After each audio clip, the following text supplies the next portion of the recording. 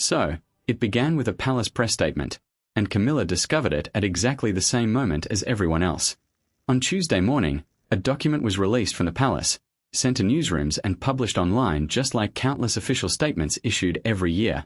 It was packed with the kind of language institutions use when they want major changes to sound routine: restructuring, streamlining, redistribution of responsibilities, improved efficiency, modernization. And the Queen discovered that her own schedule was effectively being cleared by reading about it herself. Nobody called her beforehand. Nobody came down the corridor the previous evening to warn her that the announcement would be released the next morning or explain what was about to happen.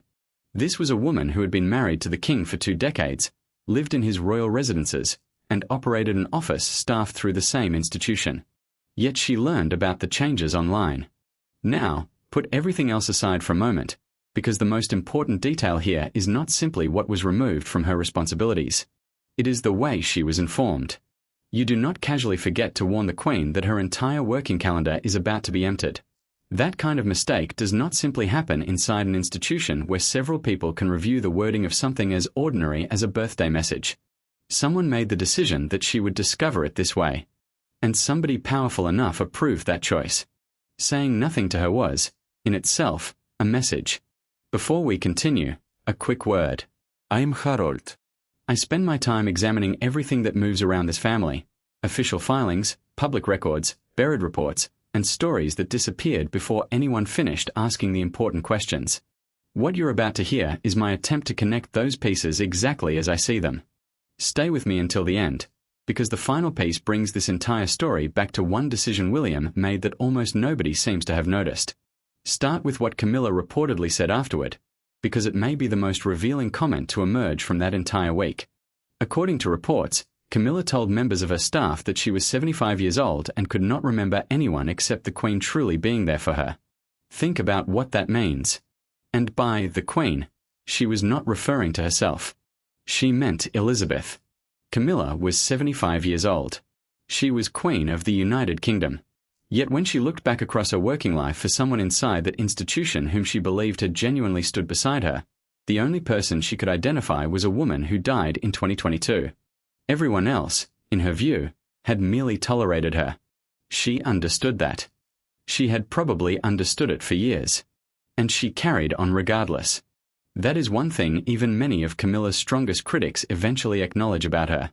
Now look carefully at the document itself, because the most interesting part of that palace statement was not what it contained. It was what had disappeared. Royal observers noticed the changes almost immediately. Camilla's name had vanished from several important state functions. It was absent from diplomatic briefings. It was missing from schedules for upcoming high-profile engagements. Several patronages she had held for years had quietly been transferred elsewhere, some to Catherine and others to newer, younger royal figures whom much of the public barely knew a year earlier. Events Camilla had overseen for more than a decade were either placed under somebody else's name or removed completely. And if you have never paid much attention to royal patronages, it is easy to underestimate their importance. A patronage is essentially an arrangement where a member of the royal family lends their name and public position to a charitable organization. It might sound symbolic. It isn't. Having a royal name attached to an organization can translate into serious donations, publicity, access, and influence. It can place charity executives inside rooms they otherwise might never enter. And the royal whose name is attached to that organization helps determine which causes receive that visibility. So transferring an entire collection of patronages is not merely administrative housekeeping. It means transferring influence. Everyone involved in preparing that document would have understood exactly what was being moved. None of it was illegal. None of it necessarily required Camilla's approval. But all of it was reportedly carried out through a document she had never been shown. And according to accounts attributed to people around Clarence House, her reaction was explosive. One account reduced her response to 6 words. After everything I've done, he does this. He. Not they. Not the palace. Not the household. Not the institution. He. She apparently believed she knew exactly who was responsible before she had even finished reading the document. And the person she blamed was William. That matters because this family has lived through a version of this kind of situation before. and that historical parallel should make people inside the palace uncomfortable. In the years leading up to 1997, another woman within the royal institution gradually watched her diary become thinner, her name disappear from responsibilities, and her position quietly rearranged by people who rarely explained those decisions directly to her. Eventually, that woman told her side of the story publicly. The consequences of that decision followed the monarchy for decades. Everyone currently operating inside the palace grew up surrounded by those consequences. And this is where the timeline becomes especially interesting, because the changes involving Camilla were apparently not sudden at all. The restructuring document had reportedly been moving through internal channels for months. It was described as part of a wider strategy intended to modernize royal duties and reorganize how official responsibilities were distributed. Charles had reportedly seen versions of it. He had approved parts of the plan. But according to insiders, he may not have fully understood what those changes would eventually mean for his wife. That claim deserves some caution. It is certainly possible that Charles reviewed a lengthy strategy document about patronages and royal responsibilities without immediately connecting every administrative change to the consequences it would have inside his own marriage. But it is also exactly the sort of explanation someone might offer afterward if they understood more than they wanted to admit. Nobody outside that family can know with certainty which version is true. What matters more is what Charles reportedly did afterward, because actions can reveal far more than palace briefings. By lunchtime on the day the announcement became public, Camilla had reportedly requested a private meeting with her husband. Not William. Not yet. Charles. And according to the accounts that later emerged, what happened inside that room was intense. Camilla reportedly held the documents in front of Charles almost like evidence and asked him directly whether he had known what was coming. Charles hesitated. And that hesitation may have told her everything. He did not immediately say no. He did not immediately say yes. He paused. And after spending decades reading that man's expressions, Camilla may have understood the answer before he even spoke. Then came the accusation that had apparently been building underneath everything else. She called it a betrayal. She reminded him that she had stood beside him when people attacked her name, mocked her publicly, and treated her as one of the most hated women in Britain. And now she wanted to know whether, after surviving all of that, she was simply being discarded. Charles reportedly tried to frame the situation as strategy. William was assuming greater leadership responsibilities. The decisions were structural rather than personal. The monarchy was naturally preparing for its next transition. Camilla reportedly rejected that explanation. Because from her perspective, William's influence could be seen throughout the entire plan whether his signature appeared on the pages or not. Then another meeting was arranged. This time there were 3 people in the room.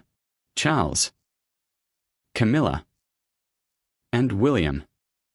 According to insider descriptions, Camilla did not enter the room emotional. She entered cold. She was not there to plead. She was there to confront William directly. She reportedly told him that he was removing responsibilities she had earned. Not inherited. Not simply gained through marriage. Earned. And that distinction mattered deeply to her. Every other person inside that room had been born into royal status. Camilla was the only one who believed she had spent decades building her position while much of the country actively resisted her. William reportedly remained composed. He answered quietly. And sometimes a calm response can land harder than shouting. He explained that the changes were about the future. The public, he argued, wanted a monarchy that represented the next generation. He was preparing the institution for that future. And none of the changes, according to his argument, were intended as punishment against Camilla. Then he reportedly used one word that explains much more than it initially appears to. Clarity. He said the restructuring was about clarity. And that word matters, because in this context, clarity may mean something very different from simple communication. Understanding what William's circle means by clarity may explain not only this restructuring but the direction in which they want to take the monarchy for decades. Camilla responded with the strongest cards still available to her. William was not king. Not yet. Charles was still alive. Charles was still sitting on the throne. And every change William was making depended, ultimately, on his father choosing not to stop him. Camilla reportedly made it clear that if William expected her to disappear quietly, then he had seriously underestimated her. That was not simply drama. It was a statement about the actual balance of power. William was not king. Charles was. And according to multiple accounts, Charles sat through much of that confrontation looking exhausted, uncomfortable, and deeply divided. He reportedly said very little. Afterward, some palace staff allegedly began saying that the king appeared to be losing control of his own court. That is an extraordinary thing for people inside a royal household to say about a reigning monarch. But apparently, it was being said. The meeting ended without an apology, without a reversal, and without a compromise. Camilla left first. William followed afterward, reportedly appearing largely unaffected. Charles remained behind. And according to one account, he stayed alone in that room for nearly an hour. One member of palace staff later described that day with a striking phrase. They called it the day the throne cracked. Not publicly. Behind closed doors. But inside the palace, they said, you could feel it.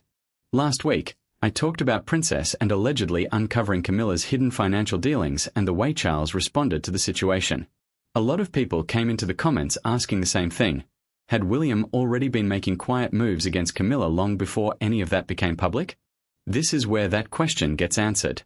And the answer appears to be yes. The paperwork behind this restructuring had reportedly been moving through palace channels for months. But to understand why these changes hit Camilla so hard, you first have to understand what she had spent decades building, because very few people recognize the scale of the position she created for herself. Camilla Rosemary Shand was never expected to wear a crown. She had no royal bloodline, no background that carried much weight beside the Windsors. She had no formal preparation for royal life, no carefully designed media training, and none of the machinery normally built around a young woman being considered for such a role. For much of her life, she was instead the woman the royal establishment seemed to wish would simply disappear. She met Charles during the 1970s, long before Diana entered the picture and years before the scandals that would eventually surround all of them. The connection between Charles and Camilla developed quickly, but the establishment looked at her and apparently decided she was not the right choice. She was considered too experienced, too independent, and too comfortable being her own person. Within that world, those qualities were not necessarily viewed as advantages. Charles was eventually guided towards someone regarded as more suitable. That woman was Lady Diana Spencer. What followed became one of the most famous royal marriage breakdowns of the 20th century. There is no need to repeat every detail of that history here. What matters for this story is what the fallout did to Camilla. She became the villain in a drama watched around the world. She was labeled the other woman, the mistress, the person blamed for helping destroy the fairy tale marriage millions of people desperately wanted to believe was real. Photographers pursued her. Newspapers pulled apart almost every detail of her life. For years, she faced intense public hostility. There was even a reported incident in which bread was thrown at her in a supermarket parking area. That history is worth remembering whenever someone suggests her path into royal life was effortless. And through most of that hostility, Camilla remained quiet. That may be one of the most important parts of understanding how she operates. She did not sit down for a dramatic television interview. She did not publicly authorize some sympathetic account designed to repair her reputation. She did not repeatedly appear before cameras trying to explain herself to a country that had already reached its verdict. Instead, she waited. That became her strategy. And over time, it worked.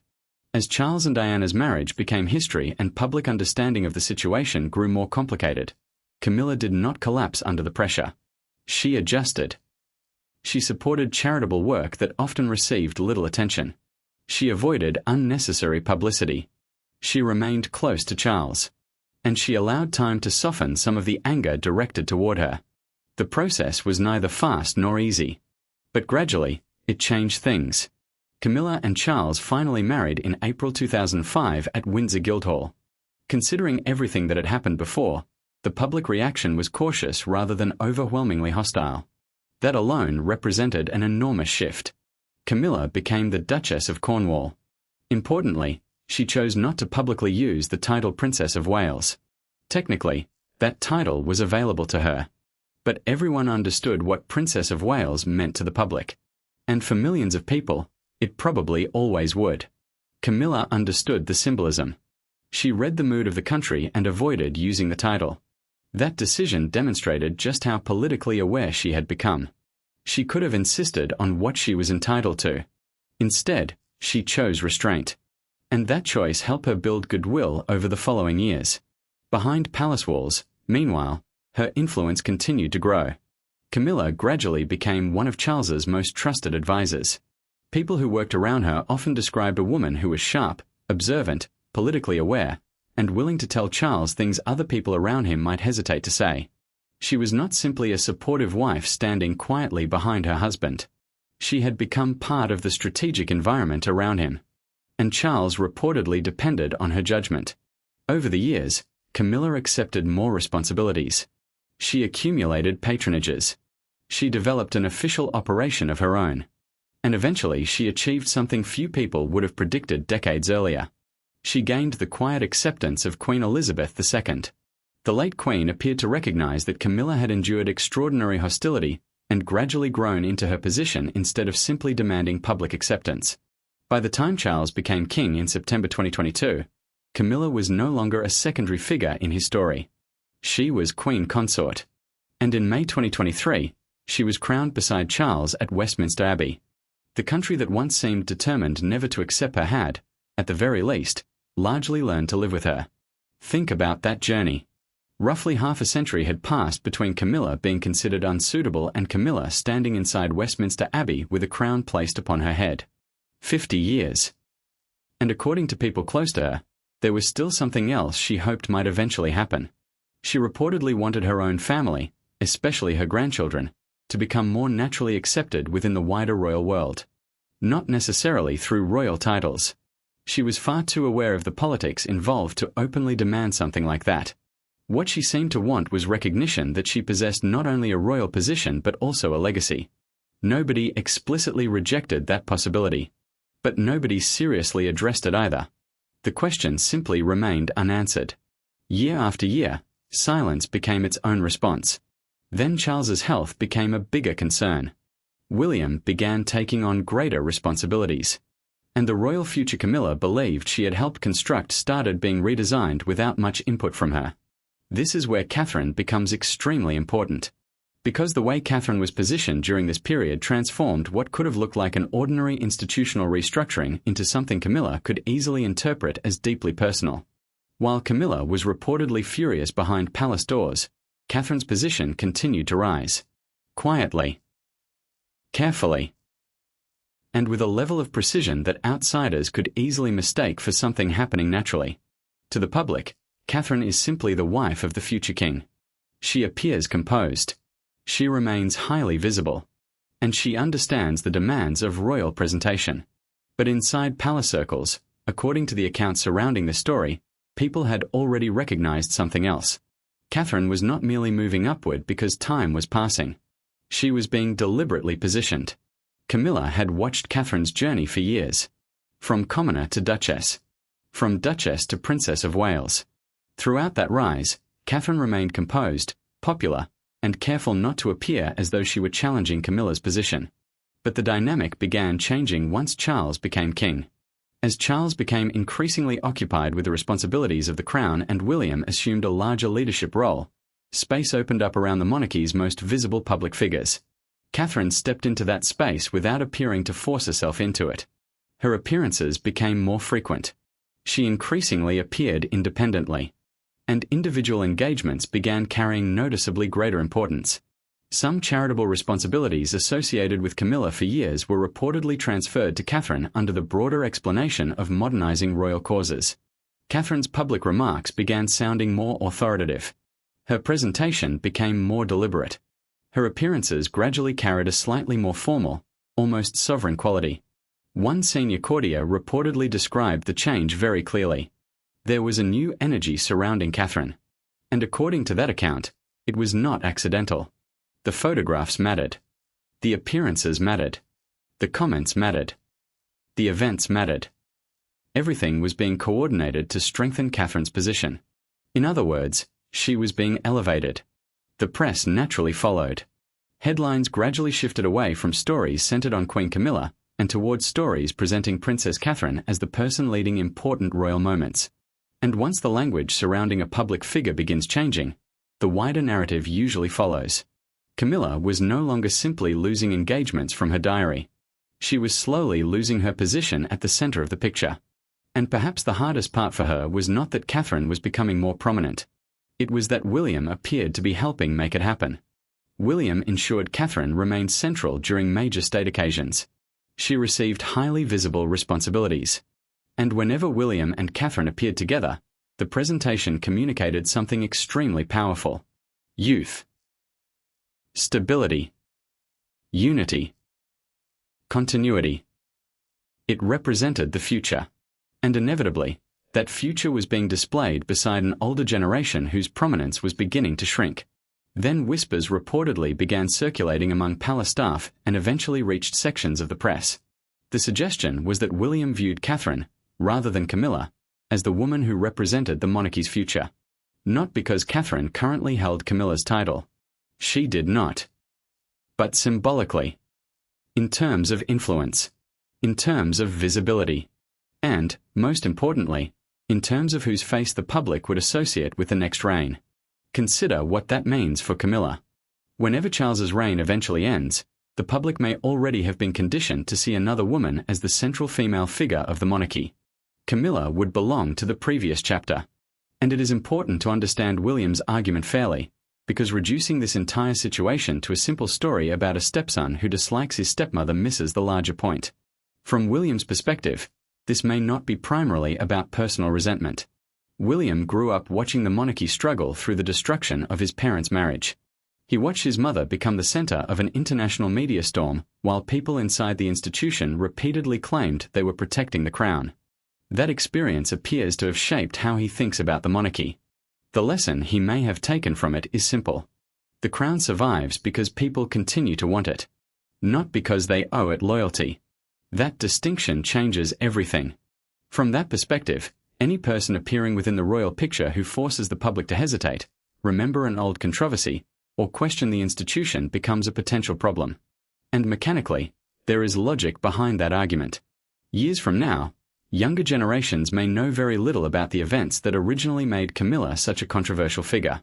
Explaining her significance may require retelling a complicated story that began before many of them were born. William appears determined to create a monarchy that does not constantly require those explanations. He seems to have looked toward the future and reached a simple conclusion. Reduce the complications. And from there, everything becomes a matter of execution. Whenever attention began building around Camilla's declining visibility, another royal story seemed ready to occupy the public conversation. Catherine visiting a children's hospital. George appearing at a new engagement. A family photograph released at exactly the right moment. The media naturally followed those stories because they offered fresh material. And for a while, much of the public barely noticed the larger pattern. There was one particular type of moment, however, that captured the entire shift perfectly. Immagine a formal reception. Cameras everywhere. Camilla enters and takes the familiar position expected of a consort, slightly to the side and just behind the central figure. Then Catherine enters. She moves toward the center because that is where she has been positioned. And the photographers turn. Not aggressively. Not disrespectfully. They simply rotate their cameras toward the person they believe now represents the stronger image. For a few seconds, Camilla is standing inside a room filled with cameras while almost none of them are pointed toward her. Only a short distance away, a woman decades younger has become the photograph everyone wants. Nobody needs to insult Camilla. Nobody needs to say anything cruel. The shift happens silently. She simply stops being the center of the image while standing inside it. And there is almost no way for her to react without making the situation worse. So she does what she has spent decades learning to do. She stands there. And lets it happen. But not completely. And this is where the strategy began to develop cracks. There is something institutions like palaces repeatedly misunderstand about staying silent. Silence does not kill a story. It simply removes the institution's voice from the story. The conversation continues anyway. People start building their own version from schedules, photographs, missing appearances, archive pages, and whatever information they can gather online. And in this case, social media noticed the pattern first. Royal followers began examining the palace website closely. They noticed that Camilla's profile had been revised. Her name appeared to have disappeared from sections where it had been listed for years. Then people started tracking cancelled appearances. They compared old schedules with new ones. They placed photographs from previous engagements beside recent photographs and examined where Camilla had once stood compared with where she was standing now. Eventually, people began asking an even simpler question. Was she appearing in the photographs at all? The official response remained almost non-existent. That appeared to be the strategy. Say nothing. When speculation becomes too loud, release something more attractive for the press to cover and allow the controversy to lose momentum. For several months, that approach seemed to work. William appeared to be comfortably controlling the narrative. But then the information barrier broke. And to understand why that mattered, you first need to understand how tightly palace communications had controlled the situation beforehand. For months, officials had reportedly avoided confirming almost anything. There was no clear public explanation about Camilla's reduced diary. No detailed answer about the reassigned patronages. No direct explanation for her absence from certain events. Journalists who had covered the royal family for decades reportedly kept receiving essentially the same response. Nothing meaningful was being added. And that strategy works perfectly well until one person inside the institution decides to speak. Then somebody reportedly leaked information. And within a single weekend, the entire story changed. An unidentified palace aide was reported as saying that Camilla had confronted Charles emotionally and demanded to know why she was being pushed away from the inner circle. The story did not explode because the allegation itself was particularly shocking. It exploded because it appeared to confirm something people had already begun piecing together. And confirmation can sometimes be more powerful than a completely new revelation. For months, people had been looking at what seemed like an empty chair. Now someone was effectively saying that Camilla had not voluntarily stepped away from it. According to that version of events, the Queen Consort had not simply decided to reduce her workload. She had been pushed aside. Once that possibility appeared publicly, the silence surrounding the restructuring became much harder to maintain. Commentators who had previously been cautious started asking direct questions. Why had Camilla missed certain major occasions? How had Catherine suddenly inherited so many prominent responsibilities? Why had the palace refused for months to explain something that could theoretically have been clarified in a few sentences? The royal family had spent years attempting to project stability. Now it once again found itself surrounded by stories of internal conflict, while the communications operation offered little explanation. Only this time, Diana was not standing at the center of the dispute. Camilla was. And for anyone who has followed this family for decades, there is a remarkable irony in that. The kind of institutional machinery Camilla had survived for years now appeared to be operating around her again. Only this time, she was inside the palace. Now return to that word William reportedly used earlier. Clarity. Because once you understand what that word might mean to William's advisors, the broader strategy begins to make more sense. They do not appear to be talking simply about clearer communication. They appear to be imagining a monarchy that is smaller, younger, simpler, and carrying as little historical baggage as possible.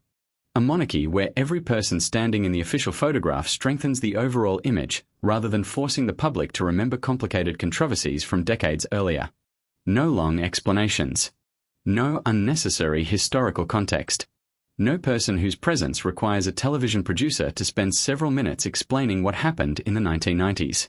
One royal source reportedly described William's approach in business terms. According to that interpretation, every visible member of the monarchy represents part of the wider brand. William wants that brand to appear modern, disciplined, young, and separated from scandal. And in that picture, Camilla creates a complication. Again, that does not necessarily mean William personally hates his stepmother. That is the easiest version of the story. But it may also be the least interesting one. The deeper issue is control. William watched what happened to his mother. He watched the institution attempt to manage a family crisis as though it was simply another operational problem. And he may have reached the conclusion that the only way to protect the monarchy is to manage it with the discipline of an organization rather than the emotions of a family. He understands modern media. He understands how quickly public attention shifts. And he understands that the crown now survives through relevance and public support rather than sentiment alone. So he appears to have looked ahead. Imagine the monarchy 15 years from now. A large portion of the public will have little personal memory of the scandals that once made Camilla one of the most controversial women in Britain. Younger people may need an entire explanation just to understand why her presence carries so much historical weight. From William's perspective, every appearance that requires that explanation makes the monarchy's story slightly more complicated. And the future he seems to want is deliberately uncomplicated. So rather than attacking Camilla directly, the strategy appears to reduce her visibility. Less attention. Fewer central photographs. Fewer responsibilities. Less institutional importance. And eventually that leads to the question this entire story has been moving toward. What happened to Camilla's title? The answer is surprisingly simple. Nothing. William did not take it away. There was no public proclamation removing it. No legal announcement. No formal instrument cancelling her position. Camilla remained queen. Officially. Formally. Completely. She continued holding the same title she possessed before the restructuring became public. And that may have been deliberate. Because actually stripping Camilla of her title would create an entirely different kind of crisis. It could require a public constitutional process. Lawyers would become involved. Questions would be asked about the legal mechanism. Charles could be forced into a public confrontation between his wife and his son. The newspapers could spend weeks covering every detail. But from William's perspective, there might be an even greater risk. Public sympathy.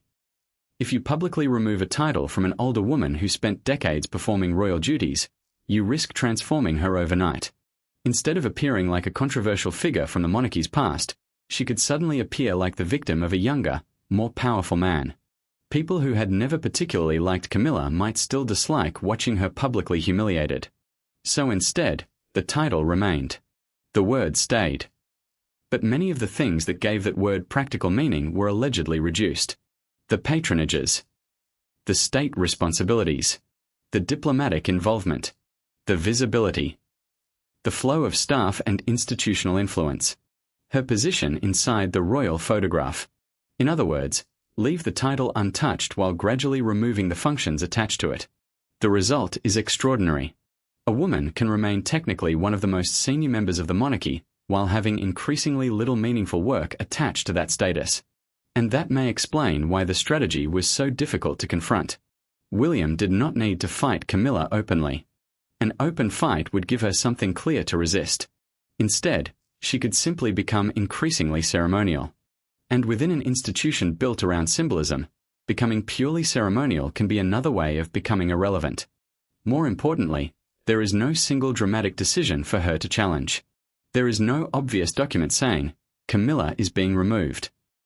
There is no one announcement she can demand be reversed. Each individual change can be defended on its own. Royal diaries change. Patronages are reassigned. Responsibilities evolve. Modernization is a legitimate institutional objective.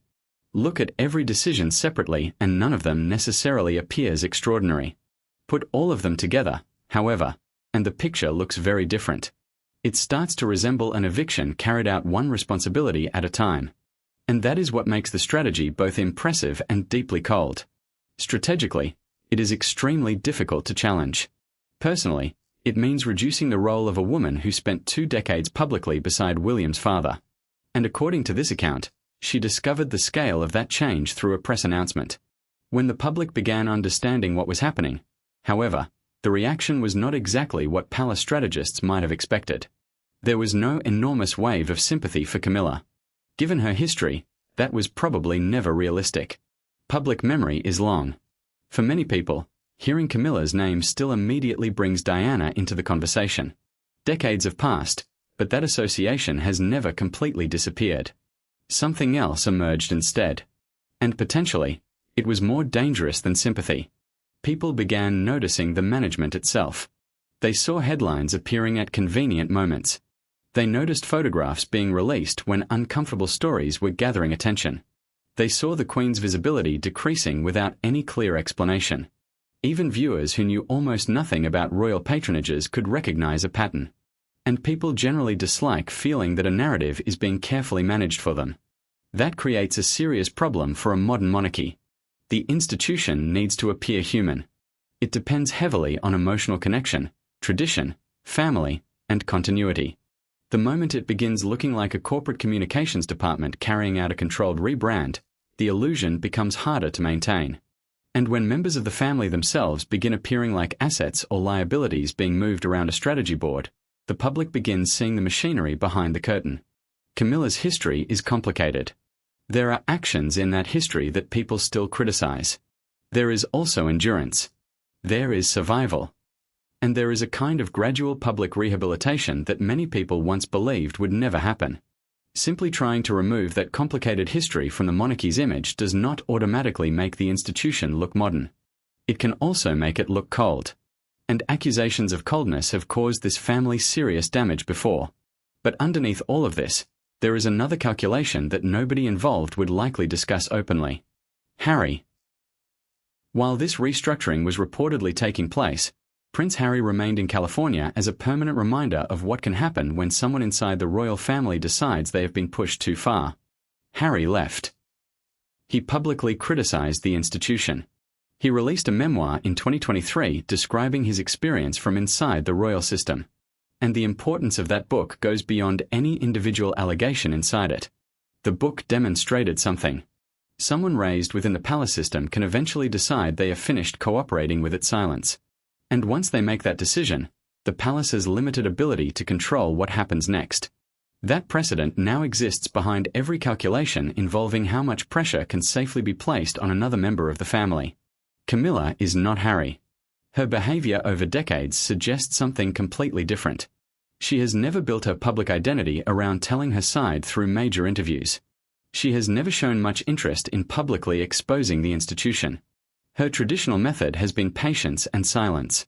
But palace officials would still have to recognize the obvious risk. Camilla has been inside the royal machine for decades.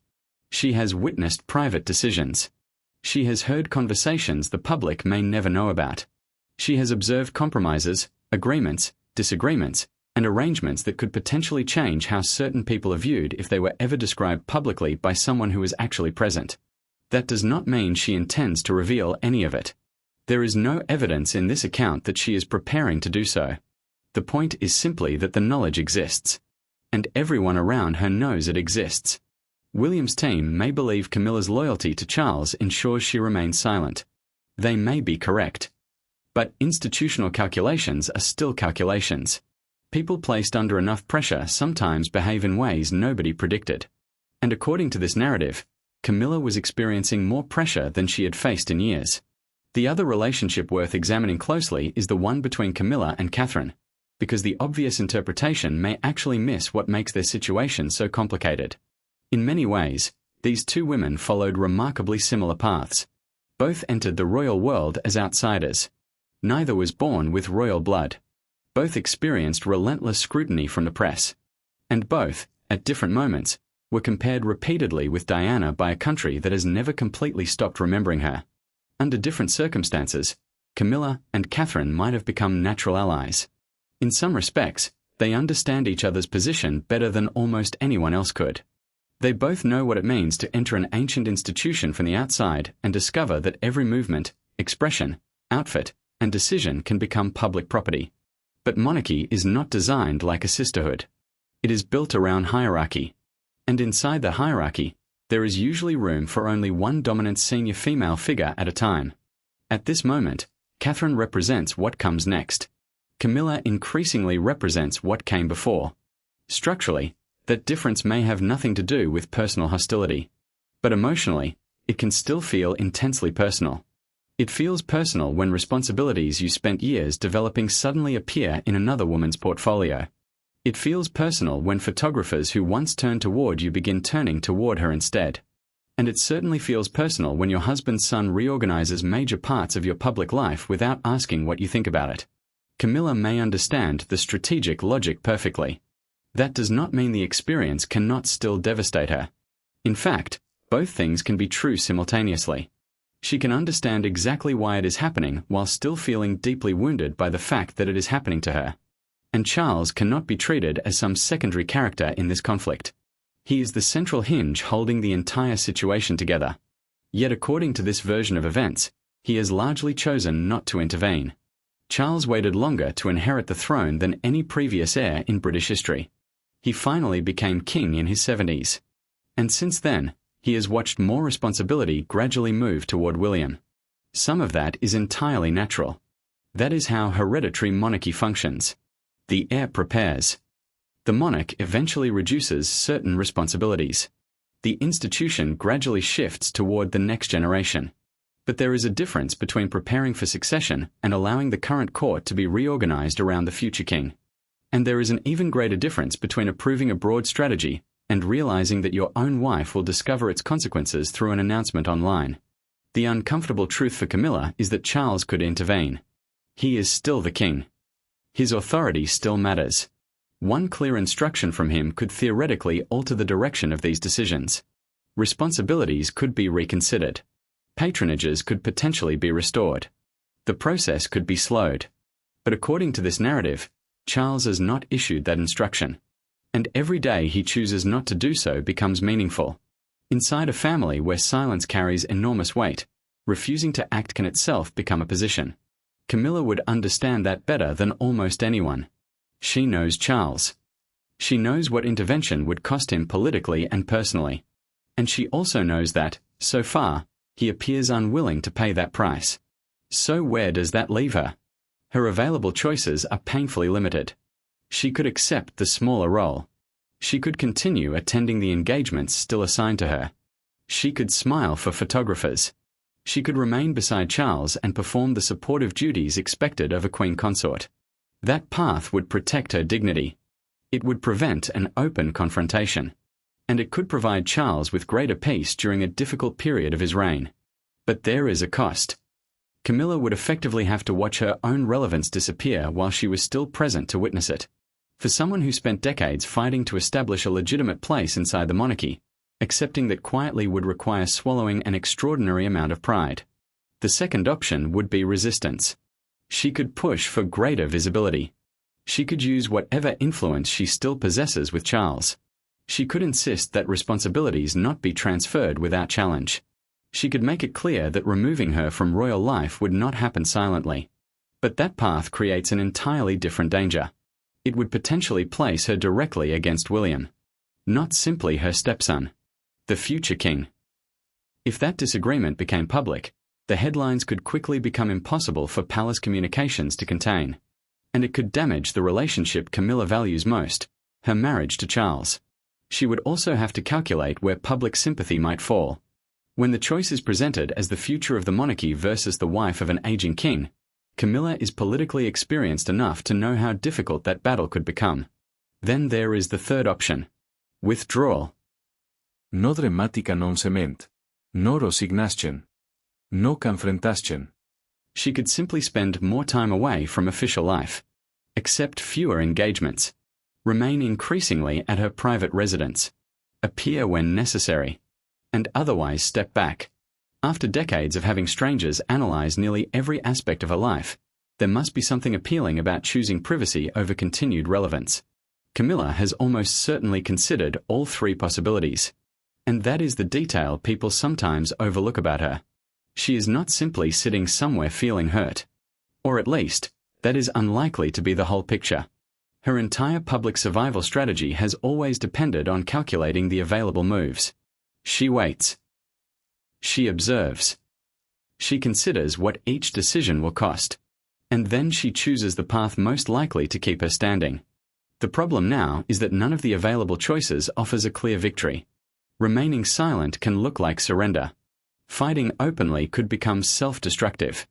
Withdrawing voluntarily achieves almost the same result as being pushed aside, only more quietly. Every road appears to lead toward the same destination. Her role becomes smaller.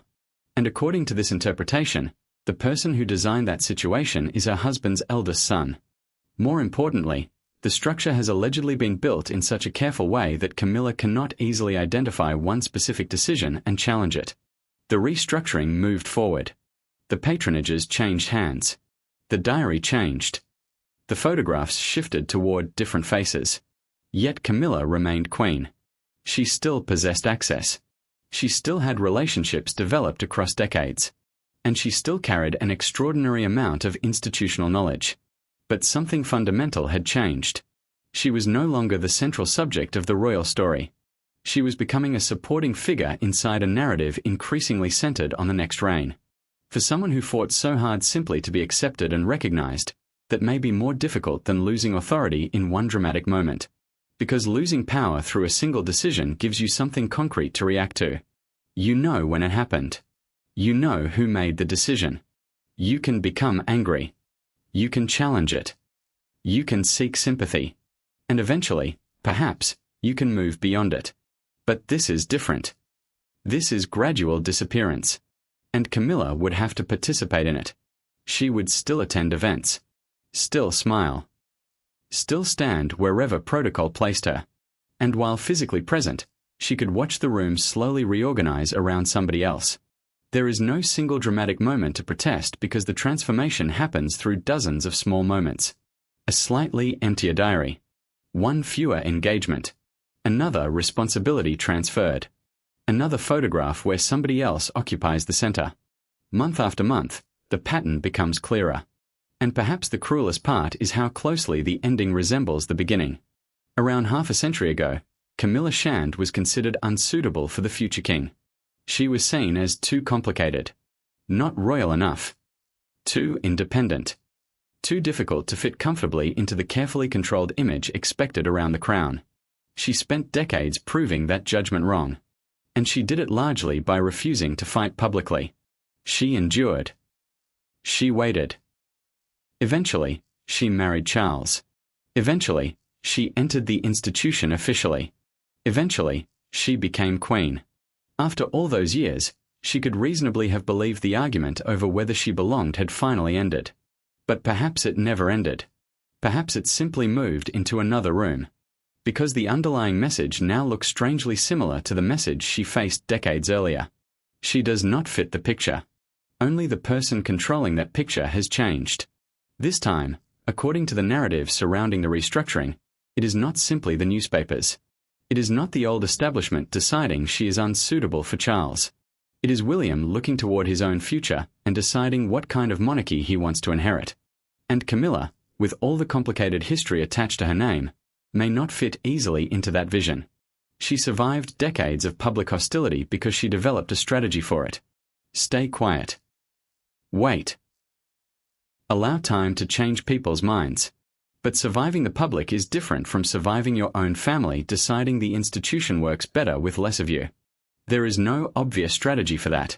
One day, historians may write the complete version of this period with access to records and accounts the public does not currently possess. And the story could have an extraordinary shape. A woman spends roughly 50 years moving from being considered completely unsuitable for royal life to becoming Queen of the United Kingdom.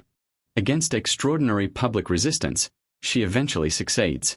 Then, only a few years after reaching the position she spent decades moving toward, the institution begins quietly shifting its center of gravity toward a younger generation.